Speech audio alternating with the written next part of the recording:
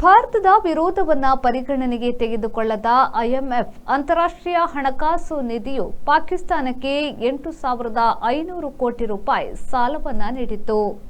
ಭಾರತ ಪಾಕಿಸ್ತಾನಗಳು ಎರಡು ವಿಶ್ವ bank, IMF ಮೊದಲಾದವುಗಳಿಂದ ನಿರಂತರ ಸಾಲ ಪಡೆಯುತ್ತಲೇ ಇವೆ.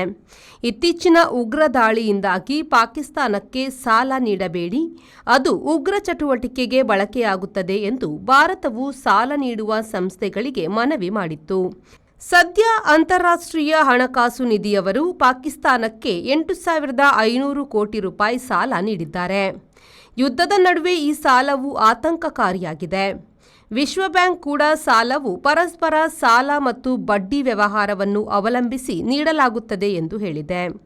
ಪಾಕಿಸ್ತಾನಕ್ಕೆ ಒಟ್ಟು 20,000 ಕೋಟಿ ರೂಪಾಯಿ ಸಾಲವನ್ನು ಐಎಂಎಫ್ ಮಂಜೂರು ಮಾಡಿದೆ. ಭಾರತ ಇದನ್ನು ವಿರೋಧಿಸಿತ್ತು. ಆ ಬಾರಿ ಸಾಲದಲ್ಲಿ ಇದು ಒಂದು ಪಾಲು ಆಗಿದೆ. ಸಾಲದ ವಿಷಯದಲ್ಲಿ ಭಾರತ ಕಳವಳ ವ್ಯಕ್ತಪಡಿಸಿದರೆ ಪಾಕಿಸ್ತಾನವು ಹರ್ಷ ವ್ಯಕ್ತಪಡಿಸಿದೆ.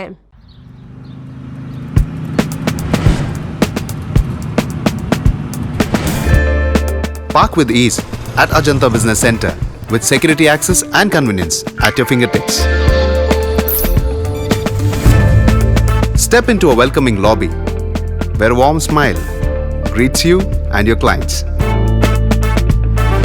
With top-tier amenities, Ajanta set the stage for our success, leading us to Ashoka Business Center as our next upgrade. Invest in workspaces managed by Vortex. Invest smart. Invest in Mangaluru.